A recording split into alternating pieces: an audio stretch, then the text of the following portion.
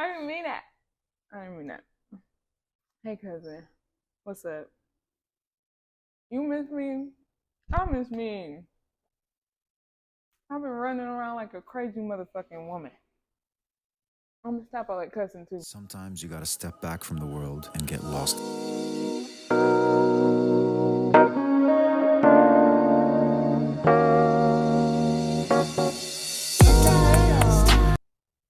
Welcome back to a new episode of our Black Podcast. I might as well just make this a season 2 because I took so much time off accidentally. I did not mean to do that. It was such a mistake. Right. Listen. And you're gonna love this.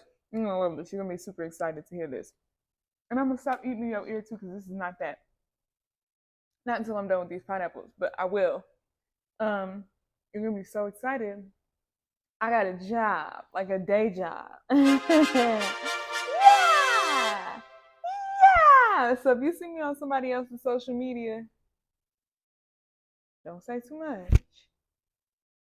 Don't say too much. I got a lot to update y'all on because a lot has been happening. Now, I intend to make this the shortest podcast episode since episode 1. Now, why I fucking lie like that? Because y'all ain't trying to hear all that, and I ain't trying to do all that. Stop the cap. Stop the cap right now. Stop the cap. No bullshit. You know what I'm saying? This is all the time I have in my day today. Is this what I'm doing right now? Talking to y'all, giving energy, giving y'all a minute. Also, change of scenery. Don't you love it? Don't you love it? This is where I host my sister circle meetings. So, if you're in the Atlanta area and you're not tapped in, follow Sister Circle _ATL.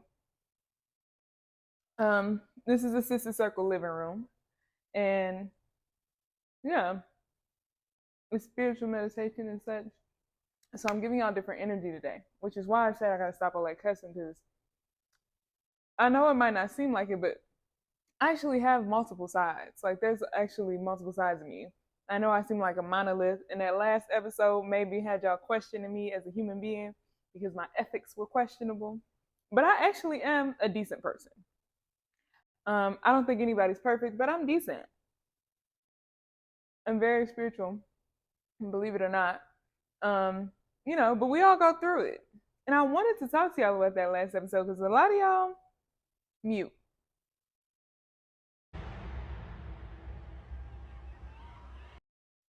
And I know, I get it. I rewatched it and I was like, this episode is unhinged and toxic. But yeah, realistically, that was one of those moments where I shouldn't have spoken the moment because I was in the heat of feeling like I'm doing what I want and addressing some negative old habits I wanted to get rid of and air out. Sorry. And so, like, maybe I should have gave myself a break before that episode. Maybe not after. Maybe not after. Maybe not after. Maybe not after. But I do want to say, thank you for sticking with me, even beyond that, because realistically, we're all people. And some of the attributes that I house are not going to be commendable. I will say, y'all get to see my cat because this is where she likes to chill at. I will say that I'm growing as a person still. And, I'm hoping the version of me that I'm starting to embody now is much more authentic. You can be much kinder and loving and wholehearted. And I feel like all of those things are true. So I feel like the version of me that I'm becoming now, all of those things are true, especially finding myself back in the spiritual space with myself and letting go of a lot of the tension that I allowed myself to hold on to about some of the shame and guilt and trauma, the trauma. Because if you were guessing it and you were like, oh, all of this sounds like someone who has PTSD, you're right. You're right. You got me there. But sometimes existing as a Black woman is traumatic for some of us. Just being alive as a Black queer woman. Trigger warning, random trauma dump from real life events. It's traumatic sometimes. The inescapable reality of being who you are and being targeted for who you are and being made to hate yourself for who you are, being spat on and called a nigger, being told to pray it after being raped, pray it off after being raped. Traumatic, you know? Like these are real life traumatic experiences that we experience, like corrective rape even. These are real traumatic experiences that we experience as queer people. That might be the catalyst for how we engage with the world. So recognizing who we are, embodying that, forgiving ourselves, moving on and not holding on to attributes of ourselves that no longer serve us, that's really where we find peace. That's really where we find freedom. But because I took a tangent. I went that way and I meant to go this way. I went that way, but I meant to go this way. Love that. Shout out to personal growth. But let's get into this life update, shall we? So I got a day job, right? Yeah. You're proud of me. It's part-time. It ain't a lot. And that's okay. I'm focused on growing myself as a person, growing my own business, growing a community. So right now, part-time is what I need. I wish it was more money, but I'm not mad at it. It's chill. Another update. This week, me and my business partner are meeting with a potential client, so I might be growing my business. A paying client at that, so I can stop making 60 cents a day. Working for the free, working for the lowest of lows. Because what they don't say that they should say is being an entrepreneur in those first few years when you're working for yourself, it pays nothing, baby. That's a lot of free labor. And your hours is way longer. Like when I say way longer, I mean way longer. Most days, I start my day at around 8, 7, 8, because I'm not the earliest bird getting the wormiest worm. And then my day might end around 11, 12. Baby, that day keep going.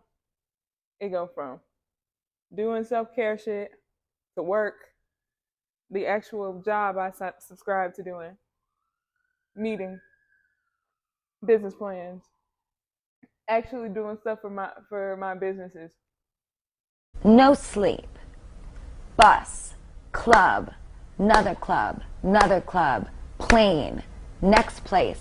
No sleep. No fear. Nobody believed in me. And then the bed. So that's one big yay.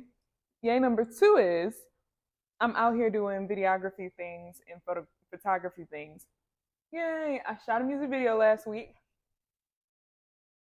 And when it's done, I'm gonna show you. I love you. I respect you. I'm gonna show you. Now, not too much. Not too much, because it's my ex's video. Ooh, not too much. You serious? I told you I was over there playing in that girl face. Stop playing with me. Stop asking me questions. Don't ask me shit about that. We don't have nothing that I could tell you anything about. Don't say that. Yeah, I'm not trying to say nothing. Don't ask me shit about that lady. Don't ask me shit about that lady. Don't ask me shit about that lady. Period. But yeah, and I actually did a photo shoot for someone else's birthday. I will say so far, I've done 3 birthday shoots. I'm starting to be a birthday shoot connoisseur. It's starting to give. That's what my niche is. Like I'm shooting birthday shoots for the girls. This one was my first one, like on location, and I think I ate. It was nature. It was nature inspired, inspired by ancestors and ritual and things of that nature. I think I ate it. And I'm making a new social media page for that. So yeah, the reason why I haven't been here is because I've been working hard. I've been working really hard, and I've been trying not to let the podcast get lost, but all the stuff that I'm working on, all the content that I'm creating, all the media that I'm doing, all the meetings that I'm in, all the work that I'm consistently doing, and clients that I'm trying to bring in, they distract. I ain't gonna lie to you. It's a lot of other stuff going on. But hey, look, I took the 10 minutes out of my day to do this episode, and you're proud of me. You're so proud of me. Ew. I did not mean to hit you with a Drake reference. I'm sorry. Okay, we moving on. Next frame, baby. Thank you for sticking with. Yeah. I wanted to use this episode to talk about toxic productivity and how sometimes it can get you lost. But I kind of was fucking with the direction I was taking earlier about the trauma around being a Black queer woman.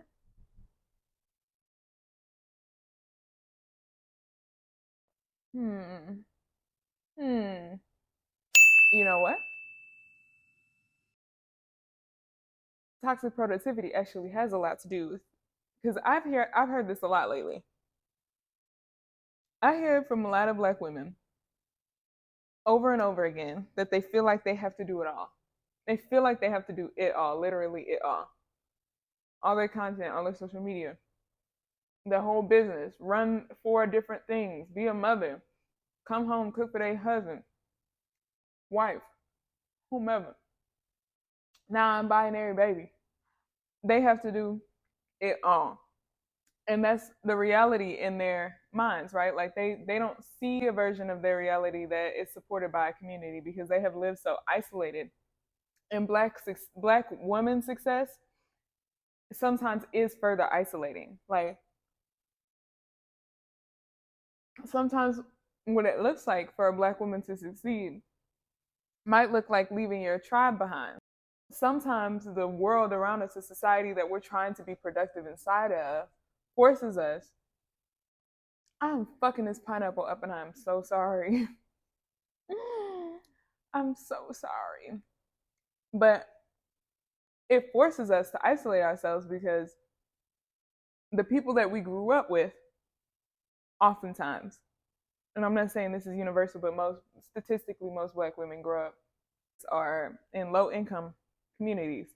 So statistically, the people that we grew up with, the women that we have known our entire lives, we often have to leave those people behind because they don't have the desire or the strength or the motives or the motivations or even the means sometimes. Sometimes it's simply the means, and then not having the means for so long can be so discouraging that you stop trying to have the means. Like you stop trying to get there and you have to do what you have to do out of necessity. So in those rare incidences where Black women are bringing themselves up out of poverty, all the way from the bottom, trying to get themselves to the top, they often have to rely on systems that don't serve them, right? And they also often have to play in worlds that are full of people that don't look like them. There are entire places. Think of any mainstream industry that has nothing to do with the beauty world, the beauty industry. Think about it. Close your eyes. Imagine the men and women that you see in those areas, what they look like, and how that intrinsically is isolating. And now I'm finna piss myself off because I gotta put this bowl in the sink and I gotta wash my hands because I'm finna start doing yoga while I do this. Because I told myself I need to do that while I was doing this podcast today. So y'all finna see me move. Okay, So I'm sorry about that, friends, cousins, all y'all. So I was saying,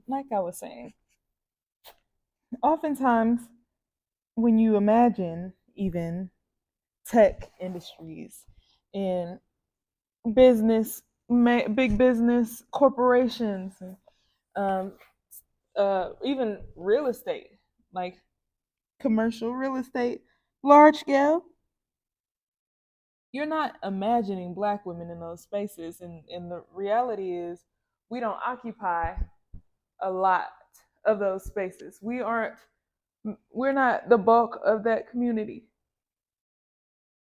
And what that means is sometimes it can be exceptionally isolating, and hard on you, and not just isolating and hard on you, but also it means that you have to do everything yourself because no one there is looking to give you a leg up. No one there is looking to provide you any resources. No one there sees your best benefit as something that is necessary for the general culture to continue to persist. Now, ideally, from the ideal perspective, you'd be having a hard time imagining what it is that I'm saying. Envision that you are walking into a tech corporation and everyone there has an idea of who they feel comfortable around. And it's a bunch of men. Let's just say men. We're not going to be very specific, we're going to be general. It's a bunch of men. You walk into the room as a woman, they already see you as a possible enemy because it's unlikely that you'll understand the language they speak. It's unlikely that you'll feel comfortable around some of the things that they feel is okay to say in their small cultural environments. And so therefore they will target you, right? And I think causes the trend of toxic productivity sometimes is that understanding that you have to do things for your own benefit and you have to juggle it all. You have to do whatever you have to do to get wherever you have to go. And oftentimes what makes this whole thing worse is that even when there is a group of black women, let's say, in that particular space, sometimes you're dealing with a group of black women who have mentality of how to survive this environment rather than how to grow as a community. So even then, you recognize that the women that you are around are not safe. And now you have to do it all on your own and also protect yourself from women in your own community that you want to feel sisterhood with. But then add the layer of being queer on top of that. Literally so not The layer flexible. of feeling like you don't know who you're finna make uncomfortable. Because as much as you want to feel like you're in a room full of sisters and it's finna be a rock and we all finna vibe, sometimes if you're a queer woman, that can mean a lot of different things, baby. And if you're not a stud and they got to figure that shit out later, they might have opinions on that. Or even if you are a stud, which sometimes is worse, if you show up masculine presenting and people already feel like God didn't want this for you, and you're just trying to be productive in a work environment, people are seeing you as the enemy. And not just that, but men tend to see studs as the enemy regardless. They see studs as the people who are out to take their jobs, their women, their everything, you know? And sometimes we just want to exist. Why is that a hard notion? Like, why is it a challenging thought that maybe this person just came here like we all did because they studied for this and this is what they desire for their lives? Maybe if I decentralize myself from the narrative that I am the center of the world, then I wouldn't be so offended by another person's presence here. But all that to say is sometimes queer women specifically, there's an added layer of protections that we have to provide ourselves in environments in which we find ourselves working in. Now, how does that relate to toxic productivity, boys and girls? Well, it often makes us feel like we have to be hyper productive to be anything, and then we run into a wall of burning ourselves out. Because how could we not possibly be burning ourselves out if we're the center of our entire world? We're the center of our absolute everything. Yeah, if we're the center of our entire worlds, if we're our absolute everything, if we have to be our protectors and our providers, then how can we not? How can we not eventually do too much? You know what I mean? like taking on a load that we shouldn't even be taking on because we don't have a community to bear weight on. And you know what? I'm sick and tired of being the only queer person in the workspace. And if I'm not the only queer person, I'm tired of being the only queer Black woman in the workspace because there's a nuance there, right? A nuance we must appreciate. Sometimes the issue with being isolated in any work environment, feel isolated. Like a part of work is the social experience, and we aren't getting the same experience as other people within our workspaces. Ending this on a positive note, I do want to say it's hard to not be a toxic productivity baddie. It's hard because the hustle culture has got us in a chokehold.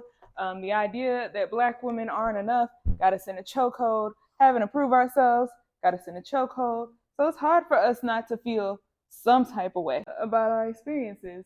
And it's hard for us not to internalize the idea that we have to prove everybody wrong. And then we got to do twice as much to get half as much as them. The idea that we have to do more to get less, to get even marginally half of their experience, of anyone else's experience, and you could even half for if you're queer. The idea that we have to do all of that can really start to seep within our psyche and be like, yeah, I'm required. If I want to be strong, Black, achieving, successful, I'm required to do all of it by myself. But realistically, what we need to be promoting is the idea of community, network, resources, and we really need to be working together and promoting us. Like at the end of the day, lock in. Let's touch let's touch base. Let's tap in with each other and start to facilitate each other by what we provide. Let's make that shit come back. Like whatever you got, I got something to match it. Let's start exchanging gifts. Let's start exchanging talents. Because realistically, the system that we are continuing to try to market ourselves within has nothing for us. And at the end of the day, we're going to burn ourselves out. We're going to fall down to the ground. We're going to be put in a hole somewhere. And they're not going to care about us. But what we do within the communities that we operate in, within the networks that we have created amongst ourselves, is impactful. What we do matters. And if we continue to grow each other and build each other up, that's the real ticket. And realistically, that's my goal in life. So my goal in life is to create a community, create a tribe, create a safe space. Sister Circle is about that. King Behavior is about that. Our Black Podcast is about that. Our Black Book Poetry is about that. BVM, our plug for another business, Black Vision Management is about that. And some of the future stuff that I haven't even put in the works yet, that I can't even tell you about because I don't want y'all to steal from me, is about that. Everything that I do in my life is geared toward community, tribe, and empowerment. So like realistically, I'm probably gonna scream it from the rooftops at any opportunity I have present.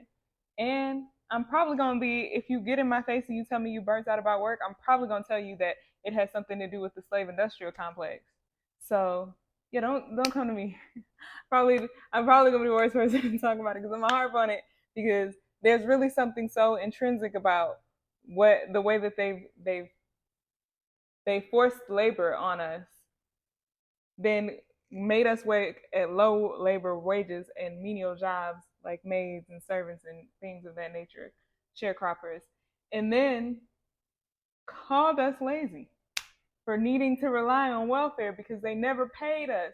That is crazy. Okay, cousin. Thank you so much for coming back to another episode. I know it's been forever. Hopefully next week I get my things together. I have my shit together. I have my calendar together, and I can make time for us. Next week, hopefully, you better hope even harder. You better cross your fingers. You better woo. You better do something for me. Do a ritual. I'll have a guest. Hopefully next week I'll have a guest on the podcast because that's what I want.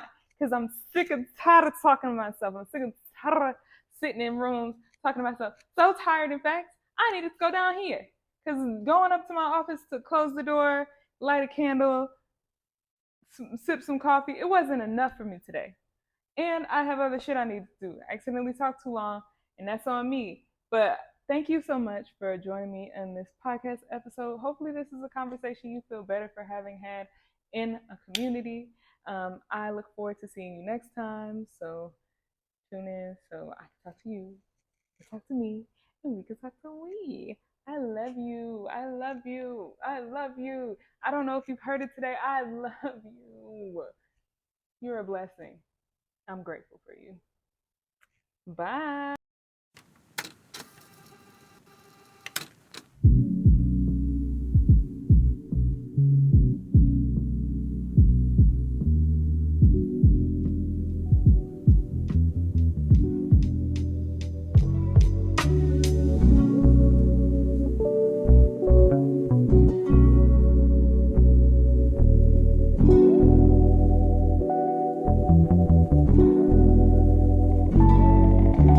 It's like that. Need you to pull up on me right fast.